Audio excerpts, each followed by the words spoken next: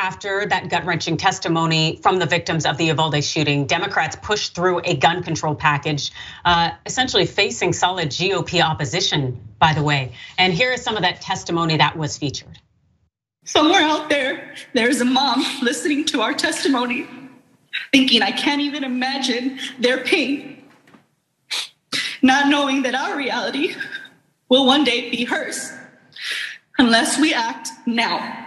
Making sure our children are safe from guns, that's the job of our politicians and leaders. In this case, you are the doctors, and our country is the patient.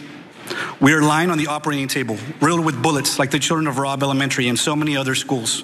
We are bleeding out and you are not there. The 18-year-old terrorist who stormed into my community armed with an AR-15, killing 10 people and injuring 3 others, received a shotgun from his parents for his 16th birthday. For Zaire's 16th birthday, I bought him a few video games, some headphones, a pizza, and a cake. We are not the same.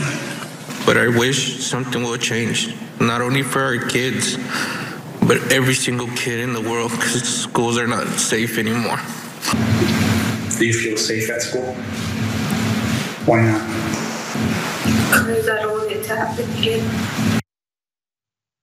Now, the House on Wednesday voted along party lines, of course, and this is what they voted on: to bar the sale of semi-automatic weapons to people under the age of 21 and ban the sale of large capacity magazines.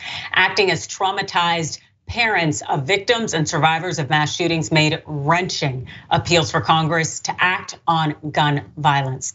In addition to this, also, we know that yesterday they passed red flag laws, hoping to be able to get those through the Senate, although they are going to face immense GOP opposition. But those red flag laws will essentially allow a member of the judiciary, as in a judge, determine whether someone should keep their firearms or whether they present so much of a danger to themselves as well as others, and thus should have them taken from them. And we know statistically that it has shown to reduce the number of violent incidences that could happen. But we don't necessarily know if GOP is going to approve it and allow it to go through. And this is something that continues to show us that they stand in the way of us having progress and not losing lives. Jackson, your thoughts?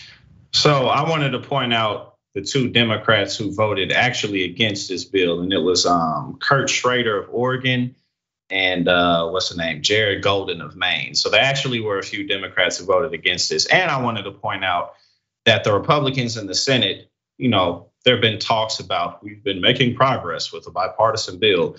However, the Republicans in the Senate aren't even on board with raising the minimum age to purchase semi-automatics from 18 to 21. So it's like, if that's not even on the table, then nothing's on the table, because that's not a major, that's really not a major action. When you're talking about bigger actions, you're talking about like banning assault rifles.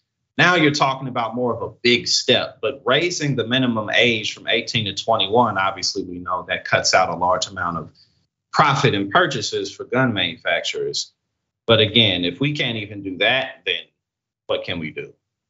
That's a really good observation, and I couldn't agree with you more. It's just so incredibly devastating and hypocritical for these people who are out here claiming to be pro-life, not caring about these lives that they're lost. It really just shows you that this is all about putting money into their coffers and continuing to get money and to stay on top. I know capitalism is king to a certain extent in the United States, but you'd like to hope that there is a limit and a line being drawn, and that is that line that seeks to preserve human life. But nope, not in our nation, not in our country.